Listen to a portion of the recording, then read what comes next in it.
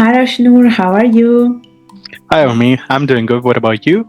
I'm good, thank you. Well, I want to thank you so much for coming to my channel for this interview. I know we're going to get a lot of insightful information from your experience with the CFA program, especially because you have passed CFA Level 1 and CFA Level 2.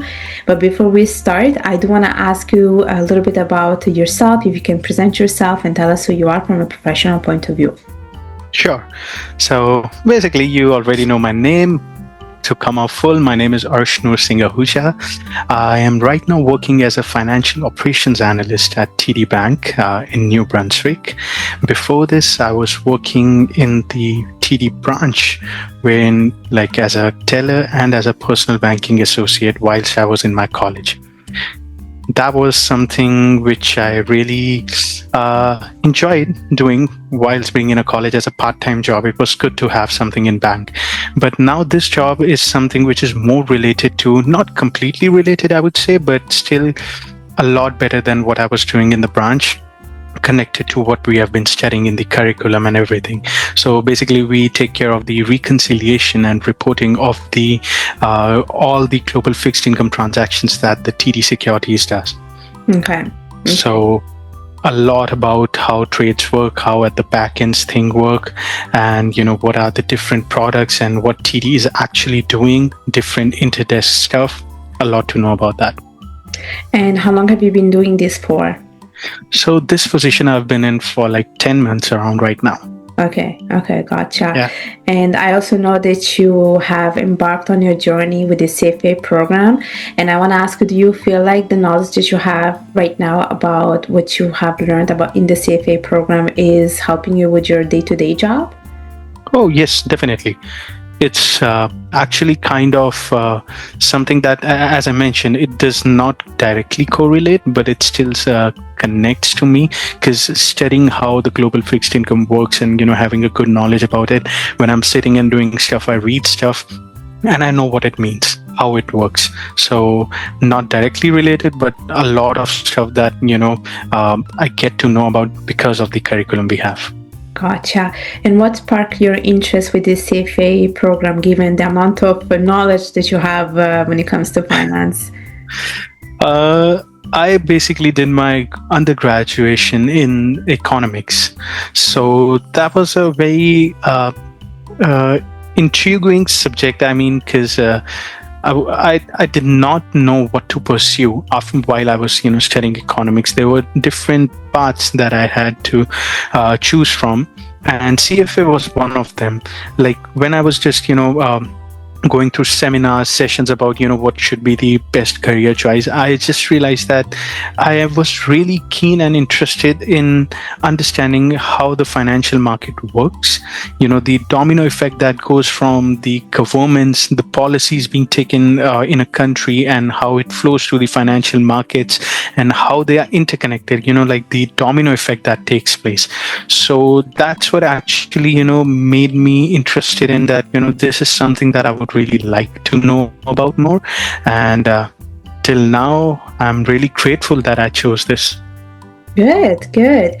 So I know that you have passed level 1 and level 2, and I want to ask you a little bit about your experience with your preparation for the 2 exams. So maybe let's focus first on the level 1, and then maybe you can share a little bit about your level 2 preparation. I won't particularly differentiate between preparation for level 1 and level 2. It was kind of same. Of course, there's no doubt in that if you are doing level 1 or you're preparing or getting to know, you'll know that level 2 is a different ballgame altogether. It requires extra amount of effort that you put in, but the preparation procedure still remained the same for me. The few things that I think actually helped me was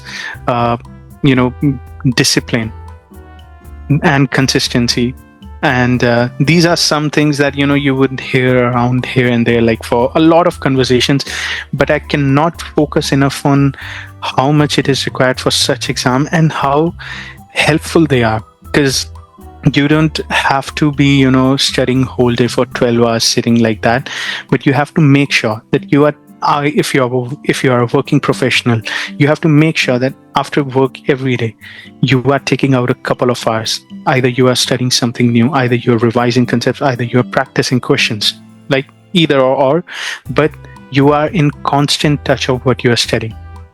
Mm-hmm. It has to be a consistent thing. You can't, that's what worked for me. Everybody is different once again, but like, do not, break it like, let's study for 1 week and then I went enjoying and there. So keep it consistent. Mm-hmm. So keep it consistent and be disciplined. Basically, these are the message. This is a message that you want to share, and because you're not differentiating, so I must so you're not differentiating between level 1 and level 2. I'm assuming you, like you said, you use the same method. How many hours did you dedicate for each of the 2 levels? So that could be quite a difficult question to answer, because I seriously did not count. What my strategy was, like, I was working part-time at that time for CFA Level II.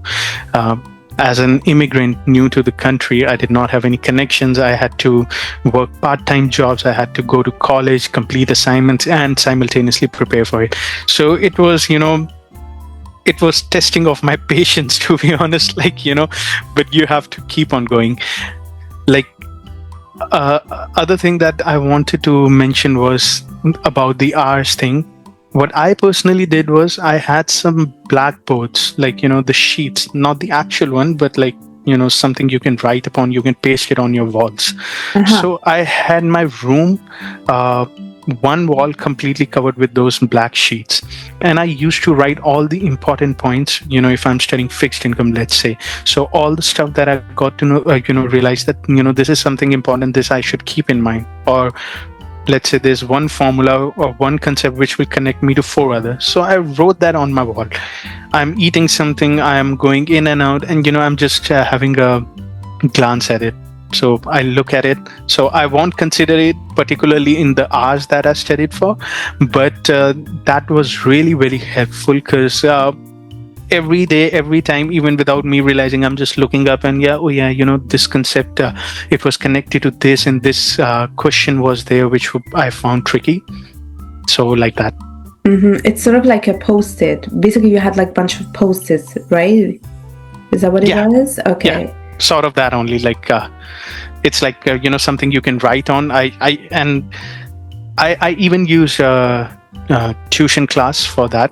Uh-huh. Preparing for these exams, because he was the guy that actually, while I was searching in my undergraduation, I saw his video and I was completely mesmerized. I was like, man, I don't know if he was that good or the subject was that good, the curriculum, but I found that way. He always used to tell me,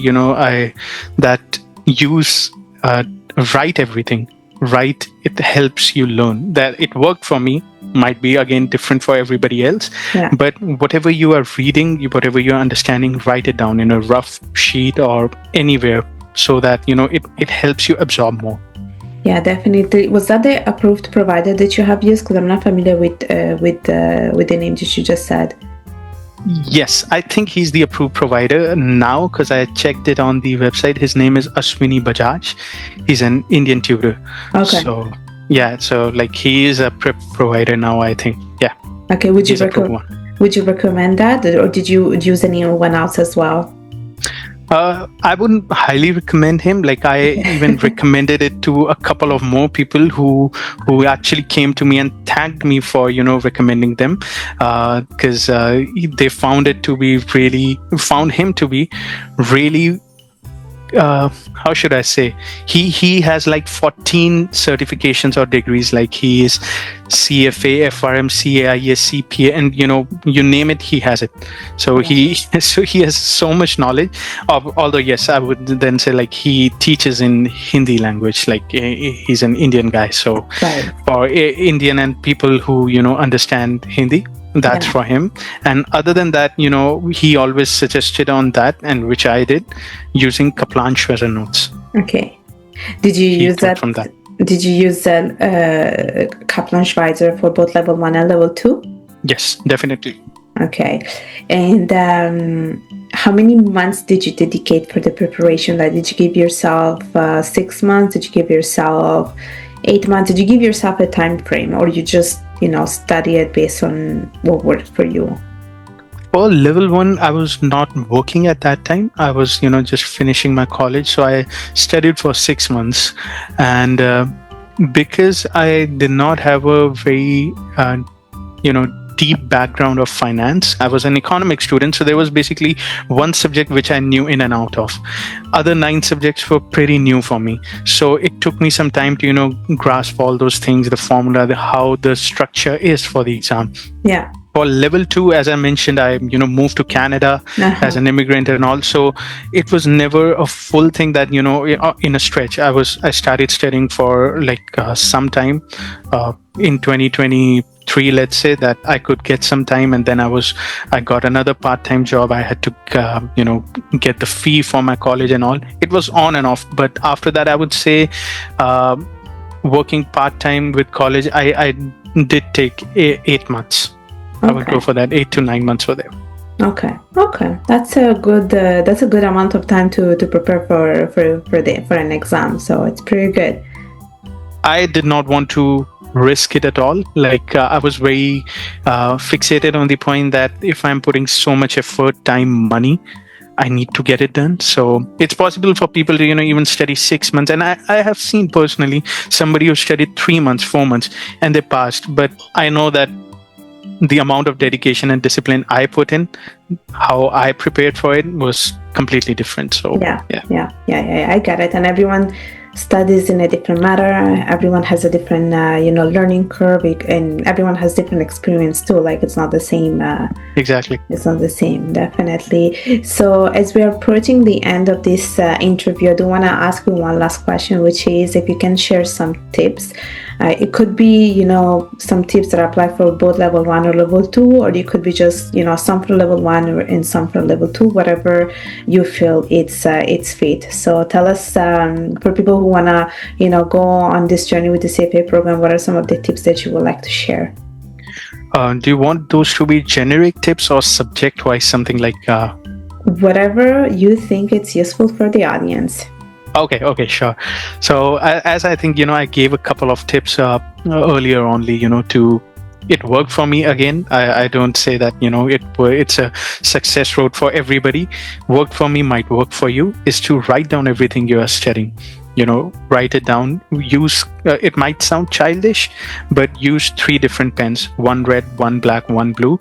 If you have to mark something important, write it with red pen. Some might say that, it might hamper how the speed and the concentration, but it was actually good for me, because at the end, when I was just, scanning through the pages to revise, I know what to focus on. I know that this is the summary part that I've given for myself for, the explanation, and this is some numerical, so I don't have to bother much about it. At the end time, it helped me a lot. And the second thing, be very much disciplined again, because what I did with ethics particularly, because I know that a lot of students struggle with ethics, because I've seen people, either they would study it in the beginning or they would wait to study for it till the very end. And I believe that both of those methods are, a bit risky. What I did was study for ethics, that all the standards and everything, that how they are, practice questions each day. Ethics is something I practice for each day for let's say 3-4 months. I practice every day. It's never recommended to practice for more than 10-15 questions each day, because if you say that let me just practice 40 questions today only, it might not work that way, because you could lose your confidence if you're not getting enough correct answers and all. So just practice 5-10 questions every day. Before sleep every day, I used to log into CFA portal. I solved 5-10 questions, found out some additional material online, 5-10 questions every day, because I was in constant touch. I was not devoting particular time, hours and hours just to study ethics. And at the end of the day, I was confident. I see a lot of people, just thinking that, that they did not prepare good enough for ethics, or just at the end time, and because of that, the whole focus that they put on was ethics and not the other crucial subjects too. Because everything is important over here. All the 10 subjects you have to score. That's how you pass. So that's another tip from my side. And those were great tips, honestly. The writing part, I think it's great. Writing with different colors, I think it's great. And also like writing in red, and you know what you have to focus on when you're revising. Yeah. I think it's a great tip. And I also like the tip about ethics. I know that some people, you know, prefer to leave ethics at the end. Some people do it at the beginning and then you forget. But I think your way is pretty helpful and useful, so that it's fresh in your mind, and you do it throughout, you know, the whole studying journey, or during the whole studying period. So it's a great tip. So Arshnoor, thank you so much for coming on my channel. Before I let you go, do you want to tell us how people can connect with you? Yeah, people can connect with me on LinkedIn primarily. Am I supposed to say any social media platforms over here? If you have anything, it's your time to tell us. Yeah, you can connect with me on Instagram or LinkedIn. I was, you know, quite active for like a couple of months ago on LinkedIn. I stay like active right now. I'm not bit of, you know, a very active scroller on LinkedIn, but yeah, it's Arshnoor Singh Ahuja, working at TD. Yeah, I think my name is pretty much unique, and you'll find me over there once you write me. So yeah, that's how you can connect with me. Super. I'm going to make sure to put out the links in the description below. And thank you again for coming on my channel. Thank you so much, Umi. It was a pleasure.